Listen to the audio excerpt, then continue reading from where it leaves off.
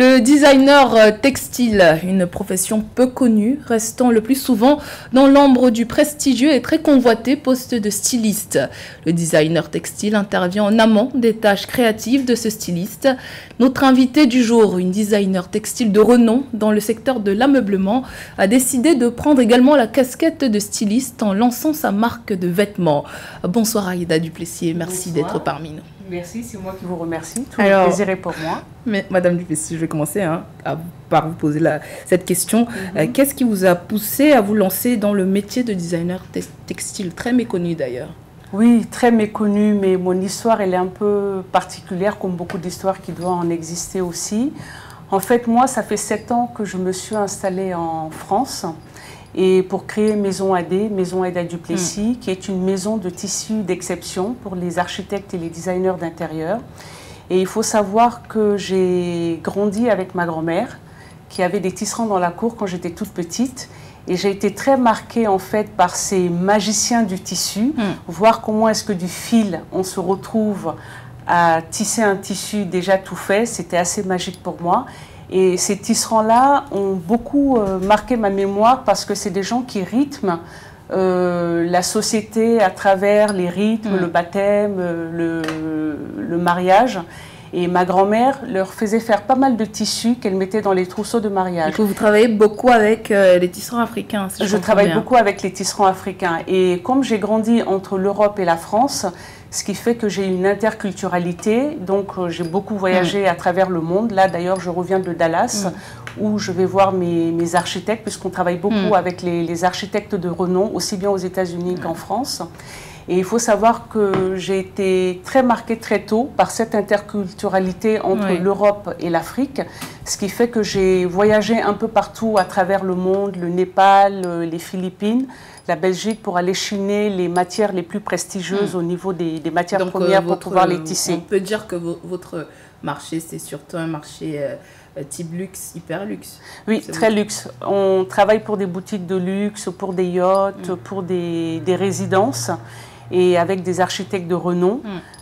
Donc c'est vraiment un univers très luxueux en fait, il faut dire. Vous qui travaillez beaucoup avec justement le continent, quel état des lieux vous pouvez faire en fait de la profession en Afrique, par exemple au Mali?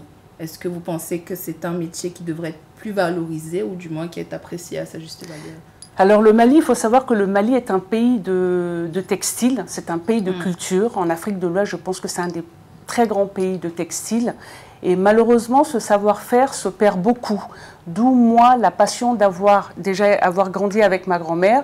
Et je m'étais dit, j'ai un devoir de ne pas laisser cette tradition disparaître. Le coton filet main, quart des mains, que les femmes filaient au rouet, et même à la quenouille dans le temps. Moi, j'ai décidé de perpétuer en fait cette technique et cette tradition, de le moderniser, d'en faire des tissus assez épurés et qui peuvent se mettre dans n'importe quel intérieur, que ce soit en Afrique ou en Europe, aux États-Unis, partout dans le monde en fait. Quel type de tissu on peut retrouver par exemple à partir de des tissus d'ameublement, il y a du coton, puisque c'est l'or blanc du Mali.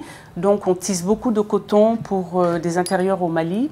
Et en même temps, je me suis rendu compte avec ce savoir-faire-là, on pouvait pousser la technicité encore beaucoup plus loin. Moi, je suis allée jusque dans le fin fond du Népal, aller chercher de l'ortie géante aux Philippines, aller chercher la fibre d'ananas, et en Belgique aussi le lin, qui est une matière de prédilection européenne. Et je me suis rendu compte que nos tisserands ont un tel savoir-faire que c'était pas du tout difficile pour eux de pouvoir apprivoiser en fait toutes ces matières qui venaient un peu partout du monde entier. Et qu'est-ce qui vous a poussé justement à franchir le pas et à créer votre marque de vêtements? Parce que jusque-là, vous étiez vraiment spécialisé dans l'ameublement. Oui, alors il faut savoir que quand on monte des métiers à tisser, on ne maîtrise pas forcément au centimètre près le rebut qu'il va y avoir après une commande de 20 mètres. Vous pouvez avoir 1,50 m. Alors qu'est-ce qu'on fait avec le reste de ce métrage?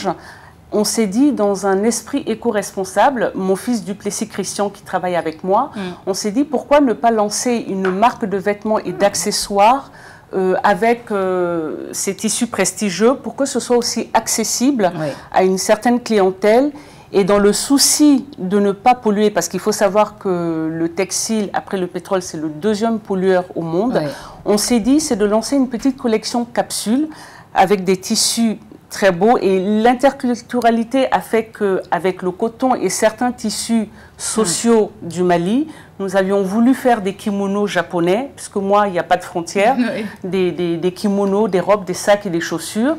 On a voulu le faire avec ce restant de tissu. Donc pour que ça puisse être accessible à une jeunesse, à des adolescents. Et où est-ce qu'on peut justement retrouver vos créations Vous pouvez les retrouver sur le site www.aidaduplessis.fr. Super. Alors, quels sont les projets futurs? Qu'est-ce qu'on peut vous souhaiter? Les projets futurs, ce serait vraiment de pouvoir développer davantage Aïda Duplessis à travers le monde pour que les gens puissent avoir accès à des tissus très nobles, ne pas polluer, mais commercialiser ces tissus dans un esprit éthique, non pollueur, et des tissus qui peuvent servir à plusieurs choses. Moi, j'appelle ça la pluralité dans la consommation d'un tissu. Vous portez un kimono pour rester chez vous, vous l'amenez à la plage, vous l'amenez en ville avec un jean, et ça permet de pouvoir garder le tissu très longtemps et ne pas le jeter et davantage le valoriser. Merci beaucoup Aïda Duplessis d'avoir répondu. Tout le plaisir était pour moi. C'est moi qui vous remercie.